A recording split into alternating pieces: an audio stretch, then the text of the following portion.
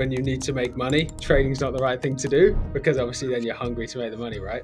And I was like, that won't be me. First month or first 6 weeks, that was 100% me. Do you ever think about anything you learned what not to do, not necessarily what to do? In the end, I was like, well, do you know what? I've dedicated so much of my life to this now. I love it. And I do believe I can do it. So I am going all in, and I have. And I'm not making hundreds of thousands of dollars yet. I'm not making millions of dollars, but it's definitely the end goal. And I'm not going to stop until I get there. But I've got to believe in myself to make that first step. Having to really detach from the emotions and the fear of it not working, the fear of losing, and detaching from that has actually changed my trading journey over the last 2-3 weeks. When I joined ASFX back in February 2024, I realized that actually losing is part of the game, and having a community around you and sharing wins, sharing losses, sharing lessons, and just having people around you is so valuable. And I think without it, I'm not sure I would actually have taken the step and been where I am today.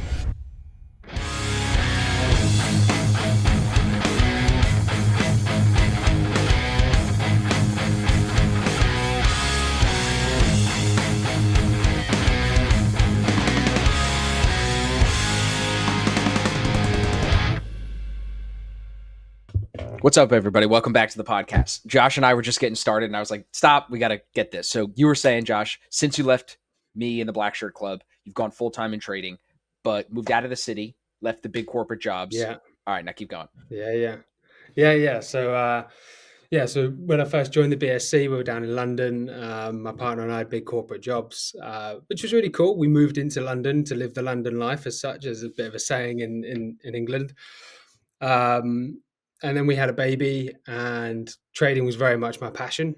So what we did is, when we had a baby, we ran out of room. We lived in an apartment in Battersea, really nice place if people haven't been. And we decided, actually, you know what, let's sell this flat and let's move back home, which is Cambridge. So I said to my partner, I was like, look, I love trading. I know I haven't earned a huge amount of money out of it yet, but I know I can do it. I'm taking good entries, so on and so forth.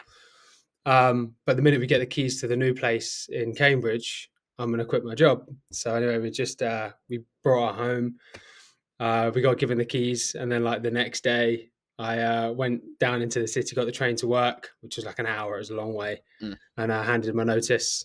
Got put on garden leave straight away. So I got to the office at 9, handed my notice, told them I was going to a competitor, and then they put me on garden leave instantly. What is a garden leave?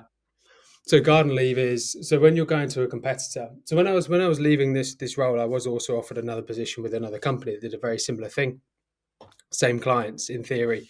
So I explained to my employer that I'd been offered another role with a similar employer, and they go, right, we'll terminate your employment now. You're going on garden leave for a month. We'll pay you a full salary, but you are not allowed to work. You're not allowed to work for your new employer or for us. So it means you get paid for being at home in theory, which is great. It's not bad. Okay. So yeah. So anyway, then that's when my my real sort of full-time trading started. So we moved in, obviously moving home as you've done recently, right? It's tough. There's a lot going on. A lot going on. You've got lots to do. So I was like, right, okay, this is it. This is the big break. I'm going to get some straight to funded accounts. I'd taken a few payouts from Top Step before. So I was like, right, I'm going to get some of these straight to funded accounts with Top One Futures. Obviously got all the codes from you guys, from you, Evan, so on. I was like, right, this is it. This is the big break. And then obviously you sit there and you go, right, okay, so we've actually got how much money worth of financial freedom. So I've got all this time to start taking some payouts. And then obviously the pressure builds, and then you start blowing accounts. So we've just brought this $500,000 home in Cambridge. We've got a baby, everything starts, we've got a nice car, all of this stuff. And then the income stops, right? Then your normal monthly paychecks that you're used to getting at the end of each month stop. So the pressure builds. And I think this is kind of, I suppose, been the most interesting part of my journey since going full time, is actually having to really detach from the emotions and the fear of it not working, the fear of losing, and detaching from that has actually changed my trading journey over the last 2-3 weeks. I think you've probably seen on Twitter that they've actually had a really good couple of weeks, but and I'm rambling here, by the way, but detaching from the emotions and the fear when you know that this has got to be your sole income is so important. I think that helped me out massively in my career and has helped me. What happened 2 or 3 weeks ago that made you make that decision more so than before? Hey traders, a quick break from the podcast to thank our sponsors. First, Top One Futures. They've been a sponsor of this show for a very long time. Most of you have already tried Top One Futures using my discount code. But now they've dropped these new accounts. They're called Pro accounts. They are instant funded accounts, so you don't have to waste time in a challenge. They have an intraday trailing drawdown instead of an end of day trailing drawdown, but they offer you the capacity to scale the business for $10,000, $15,000, $20,000 payouts all in one go, depending on how many accounts you're copy trading. So head to top1futures.com. There's a link below. Use the code ASFX if you do buy anything. That'll add 5% extra on whatever their best discount is at the time. So use the code ASFX. Head to the website, read the FAQ, read the rules, make sure they're a good fit for you, but definitely consider checking out these pro accounts. So far, everyone's loving it, and I think you will too. Our second sponsor for today is Tradezella. You can now use the code ASFX to save 20% on any membership plan that they offer. That's going to be the number one place for you to start if you're looking to journal your trades and track your data correctly. It's way beyond just taking a picture of your trade and putting a couple of text bubbles on it. It's actually going to give you the data telling you where to make improvements, where you're doing well, and it's also going to tell you where your weak points are and where you need to hopefully cut some of the fat to make your trading more profitable. So if you haven't checked out Tradezella already, there's a link down in the description. Use the code ASFX and that'll save you 20%. Yeah, of course. Yeah. So I think for example, before I always had between the two of us, we've always had a really, really nice income. So we haven't ever really had to worry financially.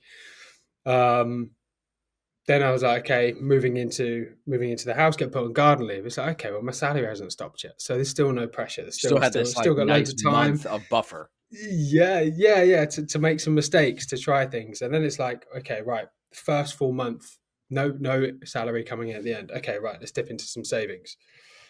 Right, okay, and now I'm like, all right, I've dipped into some savings, and actually I've blown like, I don't know, 6 accounts. I'm like, okay, so something's got to change. So then I was like, right, okay, like, there is no time now to be afraid. There is no time to be emotional about this. Like, at the end of the month, you're going to have to pay some bills. So let's do what you can do well. So I sat down and spent like, I don't know, all night, like 3 nights on the trot, back testing everything. And actually, I just took my trades, and because there was no fear or emotion related to those back testing trades that I placed. And then at the end of the month, I was like, whoa. So like last month, I could have taken payouts, the month before, so on and so forth. I can actually do this. And I think when that happened, because I knew I needed to make a change, I was like, right, well, I'm just going to do exactly what I did when I was back testing on Tradezella. So I enter a trade, and realistically, I'm all in or all out, and it's working. I mean, I think I'm up. Apart from yesterday, I took a bit of a hit, but I was up sort of 6,000-7,000 for the month so far, which is my best month ever. That is across 3 150k accounts, so I've got to get that to 27,000 to take 10.5 out. But yeah, just like going, actually, do you know what? I know these my entries. These have worked the last like 9 months that I back tested. Stop ruining it. Were you afraid in the sense of like you were afraid to lose, so you weren't taking the entries like you were supposed to? So you really were thinking about just embracing the loss as an outcome. Is that what you're explaining? Yeah, and I would say also like still taking the entry, but taking half win and always taking full loss. So is that because of trade management? Like you're in the trade, you take half, yeah, and I'm like, trail stop, take the profit. Yeah, but not even trail stop, right? So what I was doing previously was, right, let's say I'm going for $500 trades, get 250. I'm like, right, I'm just going to close out, take it. Yeah, great, okay, really good, feel really good about it. $250, but then the next day you lose. I've still got 500, and so on and so on and so on, and I'm never getting it back. Right. Yeah.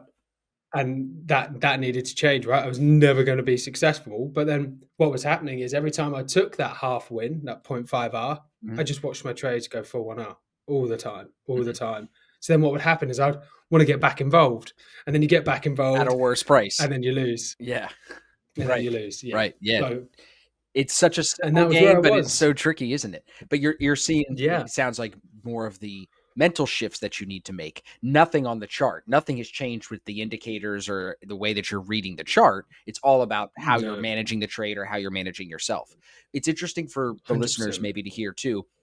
This is not a first time conversation on the podcast about full in, full out of the trades, not trailing stops, not taking partials, just treating each trade like its own and trying to realize that full amount of that gain, especially if you're a 1R trader or a negative RR trader, which in the prop space is super common. But before we go too deep onto strategy, let's back up. What are you finding success with in terms of account size? Because I think a lot of the guys that are listening, they hear your story. They're like, okay, Josh is really going through it, making this transition from part-time trader to full-time trader, but that's not linear income. You're not going to make the same amount in payouts every single month. So what prop firm are you liking? What account size are you looking for? Why? Is it just about the drawdown that you're getting? Is it contract size to play to your strategy? What goes into that decision for you? And then maybe just share tips for like the newer guys that are trying to make a similar transition to you. Yeah. So for me, top one futures. One, because I've learned from ASFX, from you guys, your top one futures, and I feel like actually we're a bit of a community and let's all support one another. So that's 100% whilst I support top one futures. Tradeify also really interests me. And when I take a couple more payouts from top one, I will look at something like TradeSync and perhaps look at something like Tradeify as well, because they also look really cool. Zach, part of the community, really likes them, and some of the others too. Yep. Now, when it comes to account size, so I've tried the 50Ks. I know what I actually took my payouts on with Top Step originally, and I have nothing against those at all. But I've transitioned to the 150Ks. And the reason for that is because I do really want to scale and I really want to start trading bigger size. And the only way that I'm going to start trading bigger size is getting used to putting 500 or 1,000 or 750 of risk on and getting used to the feeling of that loss and the feeling of that win. I also went for the 150s because there was a huge discount and it was worth the money. When they were on sale for 55% off, whatever, they're so cheap. It's hard to not take the bigger drawdown. But what do you say to the people that are like the 150Ks have a larger profit target? So it's harder to make 9,000 than it is to make 3,000 for the 50Ks. What's your thought to that? Yeah, so I think so. On the 50Ks, the way I looked at it, and I'm still trying to get used to it, but if people are unsure, the way I look at it is when I was trading on the 50Ks, I was risking 0.5% of the drawdown, which was like $250. Now what I'm doing is on the 150Ks, I'm just working my way up to risk 0.5% of the drawdown on the 50Ks, which initially was actually because I've still got one of the original 150Ks, which has got the 6,000 drawdown. So that was seven. I think that was $750. Right. So what I'm doing now is I'm just risking 0.5% of the drawdown. Of the account. So it gives me like 10. I'd have to lose like 10 times in a row or something like that. Is what I'm aiming to get to. So as long as you're risking the same amount percentage wise that you would in a 50K or a 150, then I don't really see the difference. You're trading bigger size, still the same amount of trades that you need to get to the profit target. You're just risking a bigger amount of money. I agree with you. The math is math for sure. I think people just see the target number of like 3,000 is more, in their ballpark of what they're used to thinking is a lot of money. I think some people, would see 3,000 and think that's a lot. 9,000 is a crazy amount of money to some people. And I think that gets psychologically in the way of them hitting that profit target, or at least thinking they can hit that profit target. But the bigger drawdown does really help, right? I mean, you've gone through win streaks and losing streaks. What would you say to like handling drawdown through these prop accounts? Do you have any tips for the guys? Like, what are you doing, a lockout rule? What are you trying to do in your trading plan to keep yourself alive for the next day? Yeah, exactly. So if I win, I get off the desk. So if my first trade is a winner, that's me done. I'm so experienced at winning and then losing straight away on the same day and getting back to break even and then going into drawdown. So like if I don't take one, I usually take three. So I try to avoid that. Okay. So I would say one and done is amazing. But if I don't get the first one as a winner, then I'll swing twice. And if that loses, I'll get off the desk. So yesterday, for example, I was just aiming for $500 win or loss. The first one was a loser. So I swung once more, lost again, and just got off the desk. So that is very much how I manage my risk. That's how I pass all my challenges. That's how I've taken payouts in the past. But also I have fallen short where I've traded like 5, 6, 7 times a day trying to scrape back a win. And like the emotions when you're done at the end of that day are just horrendous. Well, the worst part about It's it is the so hard. emotions are there for sure. But then when you realize even too, it's like it's in the sim account for a lot of people. It's like the money you already were worried about is already spent, you know? So it's like now you're emotional about like fake money, which is kind of crazy to think about in Yeah. hindsight, isn't it? Yeah, yeah, and it's funny how your brain can't uh, like tell Tell the the two apart. difference. You just Yeah. get yeah, yeah. So yeah, I would say look if you first trade to winner, get off the desk, and also like don't forget about uh like what you're. I know it's really hard to say, and it's different for everyone, but sometimes if you look at your daily salary, if you work it out, let's say it's $200, $300, $400, 500. I don't know, Yeah. and let's say let's say your daily salary is $500 for your 9 to 5, and then you place a 500, you win a $500 trade in let's say 3 4 minutes. Okay. It's my recommendation is think back to sort of what you have been earning and how long it took you to earn that per day to actually what you've just earned in 3 minutes. Don't be greedy and try and get more. Be like, well, I just earned my daily salary in 3 minutes. I'm getting off the desk. I think that's something really to remember. Sometimes I sit there and my partner Fliss, I'm like, oh yeah, I'm up $500 for the day. She's like, well, we'll take it. Like that's your daily salary. Like when you're employed, so take it. Let's come back tomorrow. And I do. I listen to her. I because she does sort of keep me grounded. You know, I think it is a good point, especially in the position that you're in when you need to win. You need to take payouts. I think from the prop trading perspective, that's so true. But then as time goes on, you're going to have to challenge yourself. I'm going to challenge you and say, like, on the days where the market's performing well and you're crushing it, there might be more money to be made on those days. And then look at the market like yesterday and today. Look how crappy the price action has been. You know what I'm saying? Where Yeah. everyone's getting chopped around. It's very hard to make money. So you do want to be able to eventually, I think, step on the gas too. But it is a tricky balance of like take the green and run, stack it to payouts. What's your win rate? I'm sure people are wondering, like, what are you looking for on like a trade win rate or a day win rate? Because I know you're using Tradezella and you're tracking all this. So what's the stats look Yeah. like? So I'm just shy of 70% Yeah, is that's my what I would trade have win guessed. rate. Yeah, About 67, 68%. It kind of fluctuates between those two numbers. Um, so quite good. yeah, But I still take my losses. So 2 losses last week, or 2 days were red. Yesterday was red. Today's break even. But back to that point where you're saying like challenging me on like actually there's days where if we're trending, why are you not getting involved uh, and taking more out of the market? Because they're the days where you really have to capitalize. it's tricky. And I think at this moment in time, I don't feel like I'm in that position able to do that. I feel like right now, like you said, I've got to make money. That's my one goal. If I can keep, if I can go in, get sort of my what I need and get out, perfect. And then when I get a bit more comfortable and the payouts are becoming more and more frequent, then 100% I will start looking to stay in the market, trail my stop, perhaps don't put my take profits so like strict on like 10 points, for example. So I think Sure. that will come with time and with being a bit more comfortable and taking payouts more frequently. Do you think that you're handling the pressure of the transition well? Like when you reflect on this from the third person perspective, do you think you're handling everything well? So I would say initially I thought I was, definitely wasn't. Because like so everyone says right, so don't like when you need to make money, trading's not the right thing to do because obviously then you're hungry to make the money, right? And I was like, that won't be me, that won't be me. First month or first 6 weeks, that was 100% me. Just like because you put it on, you don't think you will, but you do, and it's that's really tough. But now I think if I look back over the last even 3 weeks, I would say I think I'm handling it really well. We're not in a rush. That's fine. Like, I'm not in a rush to I have to pay the mortgage or anything like that. We're okay. But I think for a bit of pride and also to prove to myself, prove to my partner who fully supports and believes in me and family and everything like that, but to prove that I can really do it, I think I put a lot of pressure on myself as well.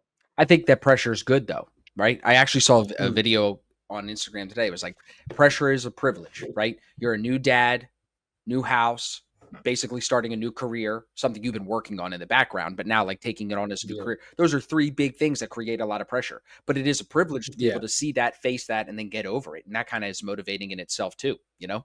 Do you think that 100%. the community you have around you has played any impact positively or negatively? Has it motivated you? Has it distracted you? Because I know you've been involved with streams with us. You were in the Black Shirt Club. How has community played a part in your journey? Massively motivated.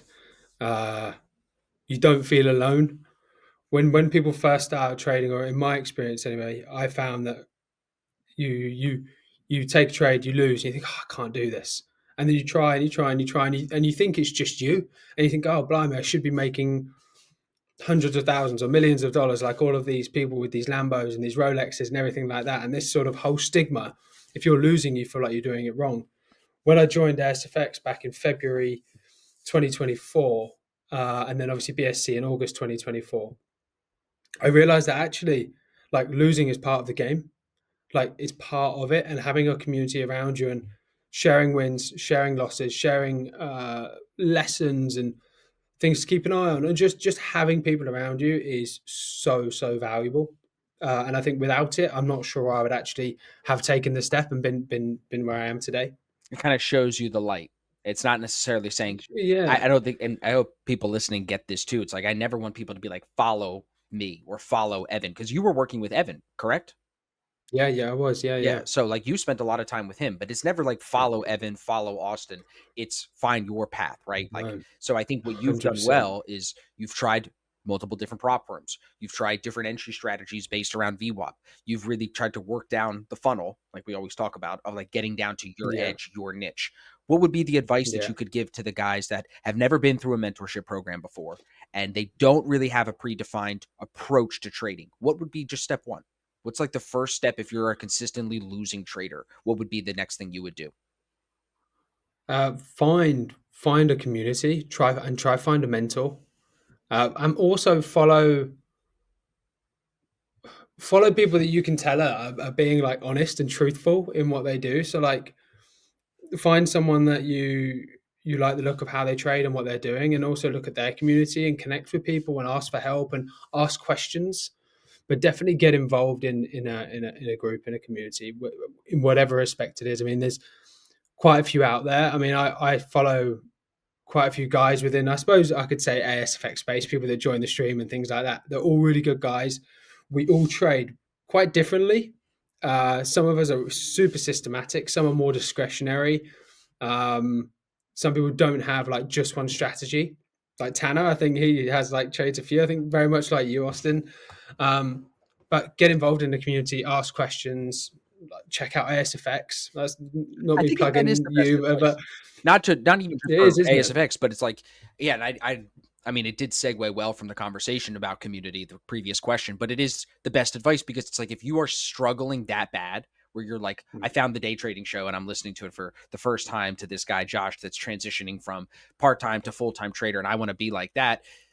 The resources suck. So it's like, you really got to Yeah, try to find yeah. a good community and a good group of people that have already done it and just take from them as much as you can, even if it's what not to do. Yeah. Would you speak on that too? Like, maybe in the group, have you ever had, I mean, I know it was months ago, so it's not like recently you were just in the group, but like, do you ever think about anything you learned what not to do, not necessarily what to do?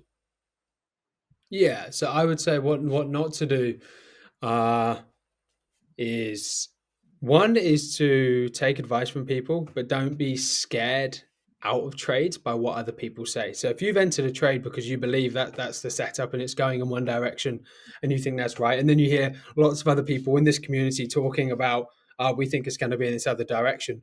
Don't get out of the trade. Believe in yourself. Believe in your strategy. Because I did that so many times, and it's sometimes one of my favorites. Sometimes saved me.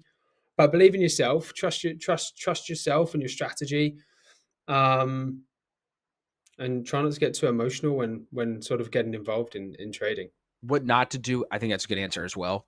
You don't stay quiet. Like, you don't get in a community and just soak in. You have to talk. When you were in the group, Yeah, everybody knew you. You showed up every morning basically. You never missed a session. Like, you were locked in. So I think being yeah, consistent to a group, getting to know those people, I think that really helps you stay accountable to yourself too. It's all good. Yeah. Go ahead. What were we gonna say? Sorry.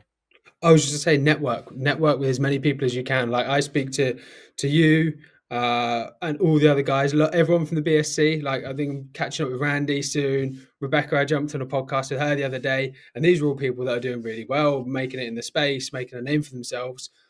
All potentially again trade slightly different. People look at different things Oh on the yeah. charts and pick up other stuff, Oh and yeah. you can learn from everyone. So get involved, like you say, ask questions, don't be quiet, and also like um, just know that trading's a journey. Like it is. It's not easy. It's so true. like everyone that gets into it hopes that it is. It's not. It's tough, but it's Yeah. worth it. Yeah, definitely worth it. Yeah, I mean, even look at like yesterday and today, no news to start a week, low volume, still summer trading a little bit. Markets are sideways, people are blowing accounts left and right. You know what I mean? Before we leave the topic of prop firms, on that point about blowing like accounts often, do you set a limit for yourself every month on how many accounts you're going to buy to keep fresh accounts in rotation? What are you doing like to keep new accounts coming in? Like, what's your perspective on blowing accounts? Are you not trying to blow accounts at all? You're trying to trade very conservatively and like basically keep the ones you have. What's your approach there? Because you kind of see what I'm doing on stream, so I think you see where I'm coming from with this Yeah. question, right? Yeah, of course. Yeah. So I try not to blow accounts, but I've blown quite a few recently. Got to be honest. So I try. I've got my max daily loss limit to stop me blowing accounts. I probably allocate about $1,000 a month to accounts. Um, and that now moving forwards will be for 150Ks. And there's always offers on here or there, so that usually gets you two or three, probably two. Yeah. And like with Top One Futures, for example, I have 3 accounts I'm copy trading, and then I've got 2 paused already. So actually, I've always got some pause in the background. I'll pick a couple up when there's offers on to make sure that actually I'm not putting too much pressure on myself that this is all I've got and I'm going to have to spend loads of money if I blow them. Actually, I've always got a couple there, which makes me trade a bit more freely For sure. rather than being terrified of blowing them and having to spend more money. Right. So yeah, I allocate probably $1,000 a month to accounts. Yeah. Okay. Love it. When we go to the conversation of like influencers and people that have made an impact on you, everybody now knows you are part of the mentorship we have and blah, blah, blah. Not to make it sound like a sales pitch. I like interviewing people that have come through the program, but I never want people to feel like I'm like trying to just sell the program. That's not what I'm doing. Try to highlight fine. you. So who else has made an impact on you? What other influences or influencers have helped shape who you are? If you want to name drop anybody or any books that have really made a big difference that could help any of the guys listening. Yeah, of course. So, well, firstly, I would say yourself from being in the group with you, Evan, from obviously my weekly coaching calls. He was great. He helped me. Helped me with discipline. Stop chasing every trade. James Bruce. I think James Bruce was a real motivator. So I liked Bruce for that. And then the group as a whole. Rebecca's really motivating Randy. And then recently, like I'm interacting a bit with like Lawrence the investor. Yeah. I like the way he trades. I think he's again a really disciplined trainer. I like his. He's almost like I think we mentioned this in a reply somewhere, but like his approach to trading is almost stoic, and I Very much really so. like that about Especially him. now with this like Yeah, one trade a day thing. Yeah. that's it. Yeah. And I like that. And then Tanner. I think Tanner's motivated, right? I think Tanner's quite a cool dude. I haven't really had much interaction with him, but I obviously he's always on stream with you guys a lot. So I feel like I kind of know a bit about sort of what his trading's about and things like that. So I'd say they're the most people. No old school guys That or old school books. You haven't really dove into anything like well, that. so and then in regards to books, so One Good Trade and The Classic. Disciplined Trader. Classic. Yeah. What other books have I read? I've got a whole bookshelf of them. Best Loser Wins. Yeah, I'm sad you're not coming to the Uh, event in LA with Tom. Speaking of that book. I know. So I looked at flights, but from That's a London to LA is journey, like bro. That's a journey. yeah, and it's about $1,500 for Easy. a return flight, if not more, and then accommodation. And what I thought, what I'll do is once I've got a few more payouts in the bag, I'll come over to the next event, Dude, I'm wherever that thinking I is. want to come to Europe. Like I'd love to have a reason to come back to Europe and do an event there. So maybe I'll Yeah, come do to it. you sooner than you'll make it to me, especially now that Yeah, you're that sounds good. with the kid, dude. Traveling over the pond with the kid it's a Yeah, long journey with the get on the plane.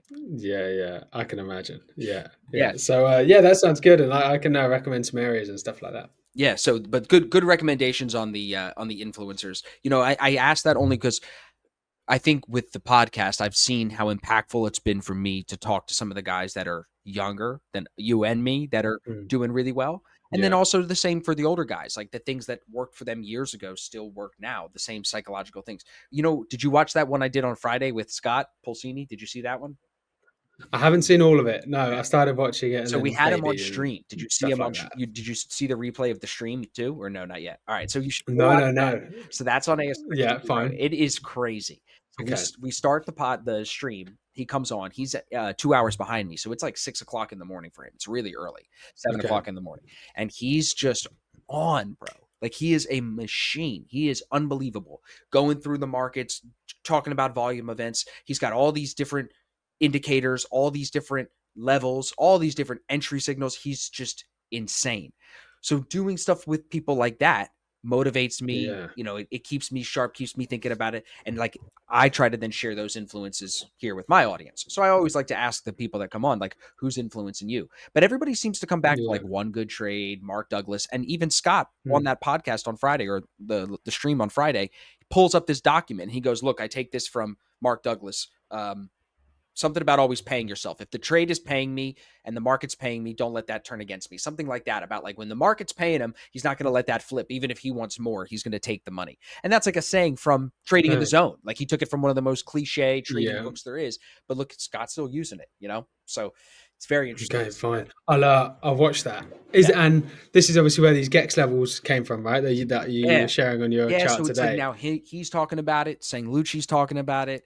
These other serious traders I know are talking about it, and it's like there's only these 0 DTE options on a few assets. Like they don't have it for YM, I don't think. For the Dow, they only have it for ES and NQ. So these levels are where options dealers are hedging their positions in the futures market. Yeah. So the options market makers have to be hedged, I guess, is what they're saying. Could be saying this wrong, everybody, but we had Lucci on. We talked about it. I think I'm saying it correctly. They have to hedge, and they do it in the futures market. So if you know where these levels are, they can be good take profit levels or good entry levels potentially. And that's what Scott does. Like one of his main trades is a trade using the GEX levels, the options levels. Okay. Yeah. See, and gamma is, I have no idea, bro. I'm taking a course. I was about to. Yeah, like I have no idea, but I like learning. You know what I'm saying? So it's cool. I'll take the course. It's whatever. I'll learn something new. And then I'll deep dive it on YouTube and see some cool shit. Right. 100%. And then also like keeping up to date with what people are doing and when these people are doing so well and what's working for them. Learning every day is so important. Like 100%. You can sit there and go, all right, I've got it all worked out. You will stagnate. So learning all these things is really, really key. Do you miss the Blackshirt Club? I do. Yes. Yeah. Because obviously I stayed in the elite for a little bit, didn't I? Yeah. But then with the move, the graduate chat's not that popping, is it? No. So the graduate chat doesn't. At the end of the Blackshirt Club, people find friends and they make little group chats and they go off and do. Some of them are going to be listening to this and they're going to be like, that's me. I know because I talked to them. I'm not upset about it. That's what we know is going to happen. That's why it was built to be that 4-month program. But for guys like you, it sucks to see people that we like and that are good traders leave. But we're not running a hedge fund, so it's not like we can offer anything to keep you. You know what I'm saying? Like when guys start doing well, that's what it's meant to spit you out as a better trader. But you know what, bro? Like I think something you did that I should highlight that other people don't do is the amount of markups, study time. Even you mentioned it already, the middle of the night, the back testing, like all that work that you've put in puts you in this position to be confident to say, I'm going all in on myself. And I think people probably are wondering, like, how do you have the confidence to make that decision? It's like you put in the work. I don't think there's another answer. Is there? I don't think so. I think. I mean, I've been looking at charts for on and off, let's say 3-4 years. Joined the Black Shirt Club or ASFX just over a year ago, or about a year and a half ago. Then the Black Shirt Club, and I mean, like I would get home from work in the city at 7 o'clock at night, having a stressful last day because that's what work was. And then I'd sit down and then I'd mark up my charts I looked at earlier, and then I'd have an hour's coaching call with Evan, and then I'd back test. Well, back testing actually came a bit later, but actually like a lot of the time that I've invested, it's actually said to my partner Fliss, like, look, you're gonna have to look after Ayrton tonight. I've got stuff to do, and she's, like I said, she's so supportive. But it's actually like these little sacrifices that some people don't seem like a sacrifice, but all that time adds up. I could have been out drinking with mates. I could have been out kicking a ball about, 100%. spend a bit more time with my son. But in the end, I was like, well, do you know what? I've dedicated so much of my life to this now. I love it. And I do believe I can do it. So I am going all in, and I have. And I'm not making hundreds of thousands of dollars yet. I'm not making millions of dollars, but it's definitely the end goal. And I'm not going to stop until I get there. But I've got to believe in myself to make that first step. Absolutely. How do you plan to scale it? Since we mentioned it, what are you going to do? Something like you're saying, you're talking to Randy. So you see he's about to buy like 800 accounts and copy trade across a bunch of prop firms. How do you plan on scaling it? Are you doing something like that down the line here?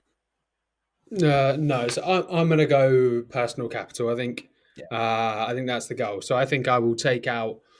The plan is to go live with, let's say, Top One Futures, or let's say with Tradefy. Go live, and then when I've got a nice buffer in there, pull that out, stick that straight into a personal account, because I'd have the same leverage, right? For example, at the minute I've got 3 150Ks with Top One Futures. I think the new 150s have 4K drawdown and the original has 6. So I've got 14K worth of drawdown right now, in theory. Yeah. Of like buying power, losing power, however you look at it. Sure. So if I put 14K into an interactive broker's account, for example, then I'm trading the same. I'm trading 450K's worth of futures accounts, prop firm money. Exactly. But I can withdraw every day. I don't have any rules. No rules. Yep. Yeah. So that's my goal. I think. Yeah. I mean, why would you? What you say? Interactive brokers. With you being in the UK, is that the broker that you would go with? Yeah. So I mean, I've done a fair bit of research, and UK futures traders seem to gravitate towards this one, reviews and all that kind of stuff. Pretty popular here. I don't know what it's like. I'm not surprised. Maybe I am surprised that's what you said too. But there's other ones I've heard about. But Interactive Brokers is one of like the biggest and the longest standing for sure. Yeah. And what other ones are in the US? Is this what you're looking at doing? Yeah. I got in contact with some guy at Iron Beam, another one called Amp Futures, Ninja Trader. I think those were the 3 main ones that people suggested. Yeah, I can't remember. Ninja Trader is also another one that I came across as well. Yeah, they're pretty big too. Yeah. Yeah, I think, dude. So you that's trade futures on Robinhood too. I'm not sure about that, but I think saw that. can. Yeah, so like it's becoming even more and more available. Yeah, it's very interesting. Very interesting times. But I think from the perspective of like wanting to stay self-sufficient, leaving your job, going all in on trading, personal capital provides that more than trading with a prop firm. I was going to ask you if you wanted to be live with Top One or with any other firm. Is that a goal or not really? Doesn't really matter. I would go live so then I could withdraw the money that I've earned, because obviously at the minute I have to make 27,000 to withdraw 10 and a half. Sure. Then I have to make another 9 to withdraw another 9, and then so on and so forth. But then there's going to be like a 10K lump in the live account. And because I've earned that, that's the only motivation for me to go live. So then I can also pull that out of that account. Yeah. So to put into personal capital. Okay. So it may be something that. Yeah. Go on. Sorry. I was going to say maybe something that comes across the desk. What were you going to say? I was just going to say, so that's definitely the route that I would like to go down. And and the pay. Go on. Sorry. After you. No. Go ahead. What were you going to say? The pay. Oh, the payout windows. And like the consistency rule and stuff like that, I feel like sometimes is, and it hasn't affected me too much right now because I'm not getting as many payouts as I would like to. But I see it as something in the future. Actually, I wouldn't want to be controlled by those 100%. rules. 100%. All right, talk to me about strategy. We touched on it a little bit with VWAP. What are you doing now that's working well? Especially you mentioned a couple of times in the last 2 to 3 weeks, something's changed. I know we talked about the psychological side, but anything on the technical side, anything you're seeing with, VWAP that you would say is a tip for the guys listening? Because I'm sure a lot of listeners trade VWAP. They've probably seen my episodes with Brian and everybody that talks about VWAP. But we're at all-time highs, and it can get a little tricky here. Like the market grinds higher, trades in ranges. It's unique. So what's working well for you with VWAP right now? Yeah, so I would say I am only trading, and obviously everyone does it different, right? But at the minute for me, I'm only looking at the 1 minute chart. Okay. I know kind of where we are. When I open Trading View in the morning, I can see that we're just on a huge bull run. But then I know every day we can have pullbacks and things like that. So for me, I trade only, and this is my back testing as well, I trade the daily VWAP. So overnight for you guys starts at 11 p.m. for me, Sunday, or each night. The New York VWAP, and then a high of day or a low of day break. I don't pay any attention at this moment in time to the previous day's VWAP because all my back testing. I didn't put that on the charts, and it works. So I've just kind of taken that off my chart now. Okay. I have the 15-minute opening range, but if pre-market, so London session for me, if we go sort of coming down with a bounce on the daily VWAP and it's super bullish and we're like 2 minutes into the New York Open, and I see that we're bouncing and going higher, then I will trade. So not being so strict to the 15-minute opening range now is something that's changed in my trading, but also having less VWAPs on my That's charts. what I'm interested New York. What made you do that originally? You were just like, let's see if we strip this out. If it helps, you just tried it. When I did all my back testing, I left it off my charts by accident. Oh, by accident! I didn't need it. Love it. Okay, yeah. And then realized actually, whoa, like I'm winning like a higher win rate than I'm in real life. And what were you testing in the back testing? Like a 1R strategy on the VWAP entries? Yeah, 1R and probably 10 points either way. Yeah. So 10 point stop, 10 point take profit. Did you notice that that win rate got better since we've grinded higher versus when we were sliding off at the beginning part of the year?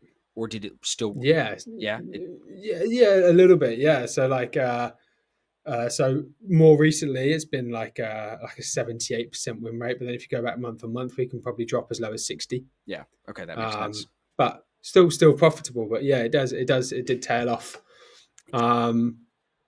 But I think when I looked back to like June and July, and I was like, I didn't take a payout either month, but I know I was taking good entries. I'm going to start back testing these 2 months, and was like, I should have had plenty of cash coming in. I think that's when it like sort of hit home. I was like, right, you just need to change this. You just need to, if you're placing a trade, place it and walk away. And as time goes on, we can start getting better with trading stops and things like this. But for now, this wins. So leave it where it is. You put the trade on. Believe in yourself. Believe in yourself. Believe in your strategy. Any other tips that you would say you could do earlier in your career that maybe would have helped you more, like full in, full out on some of these trades? It seems like is something you would go back and change a little bit more of rather than trailing. Any other tips that you would go back and do differently? There's probably a lot. Okay. I think actually, I'll tell you what, I think one is try not to strategy hop too much. Okay. So can you define that? I've tried a few. Yeah. So for example, when I first sort of started out trading by myself, I was trying to like trade chart patterns, and I was trying to trade like every chart pattern under the sun, trying to work them all out, how they all work. That was an absolute nightmare. And then I came over to, let's say, ASFX, for example, and you guys trade the VWAP. So really sort of focused in on this, haven't changed, haven't stepped away from that. That's still like my bread and butter. And now I'm profitable. So what I would say is try not to find something, see if you like it. If you like it, but it's not working too well, don't sort of just chuck it away and try to pick up something else and start again. If you see it's working for other people, then actually it might not be the strategy. It might be something that you're doing. Great advice. What else? I'm now, because of the impact that it's had on me, I would say backtest at the beginning. So for example, if someone gives you a strategy and someone goes, right, this works, we know it works. Look, watch us trade at work. Kind of talking about you guys in this, like, look, this is what we do. It works. You can see us do it every day. But then it doesn't work for you. Go away and backtest that strategy. And actually you'll see that it does work. And actually perhaps your entries maybe not quite right, or you'll see where you're going wrong, and you'll find things that you can change and adapt and pick up and kind of start to find your edge a little bit. And it gives you a bit more confidence to actually go, this is going this way. Yeah, backtest. Can you give the action steps of what that is? Because I'm sure there's someone listening that's like, what does that look like? Is it in Tradezella? Is it manually doing pictures of charts? Sorry. Yeah. So you would go into Tradezella, you'd go into backtesting mode, you pick your date range. So I went from I went from July 24 to July 25. So you pick your date range, you pick your time frame as well. So I just did from 2:30 p.m. British summer time, so UK time, through to 9 p.m., which is the New York session. In the UK, I did that. So what happens is you press play, the candles print just a bit quicker than normal. You pause, you think, okay, that's actually my setup. You put your indicators and stuff on. Yeah.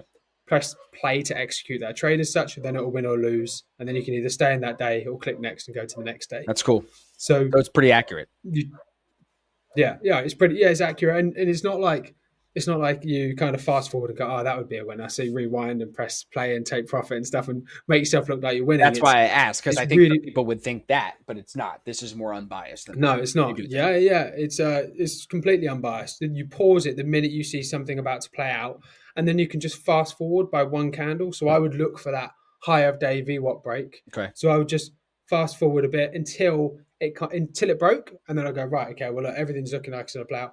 I'm going to take this trade. So you put on your risk, put on your size, press play, and then it will win or lose. I think one of the things it definitely does is makes you confident where the stop loss should go by going through the replays like 100%. That. You know, okay, if I see this entry present, my stop should go here based on the structure, based on the size of the opening range, whatever it is, and then you can feel more confident in the stop loss, which then I think translates to more confidence when you actually are in the market taking the trade. Yeah, that's actually something that backtesting taught me as well. Wider stops. Really? Massively. Wider stops. Yeah, which is why now, because I used to go, oh, well, if I don't have to ask too much from the market, I'll go for like a 7-point stop and a 7-point take profit. It's always too small. Too small. So I was like, right, okay, let's open up. Let's go 10 points either way. And averagely, that's what I put on now. Most days I come in, I put one mini on, and it's 10 points, 500 either way. Yeah. I think a lot of people would be better with wider stops. Choking it too tight, 100%. You end up taking more trades then. You end up paper cutting yourself to death. So, yeah, I think that – but some people really want to be fast with their trades. You know, what is your thoughts on the negative risk-reward stuff, like not getting full 1R on some of your trades that are in the live market? Are you committed to 1R on all trades, or are you willing to take it sooner?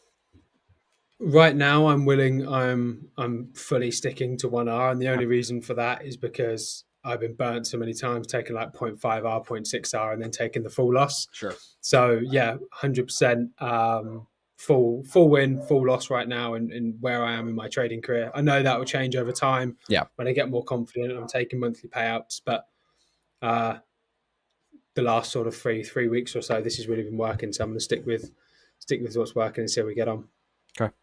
But dude, this has been awesome. I appreciate you making this happen. Yeah. You're, I think, one of the more recent graduates that I've had on the show. So I'm really appreciative of you working so hard while you were with me in the program, continuing to work hard after. It's continuing to pay off for you, bro. And now we first podcast in the books, got this done. So this is super awesome. I was thinking about doing a Black Shirt Club like roundtable. You, me, Randy, and some of the other guys all come in and we like do quick rapid fire on some hot point questions. So if you're down for that, I'll keep you posted on that. But I think that could be our next one. 100%. Okay. Yeah, definitely. And thank you so much for inviting me on. I've been hoping to do one of these for a while. So dude, very grateful. Of course. Keep posting on Twitter. Everybody, if you're listening all the way through, make sure you go follow Josh on Twitter. He's posting recaps, posting reviews, Tradezella calendar, the whole thing. So definitely check them out. But for now, Josh, we'll put a pin in it, buddy.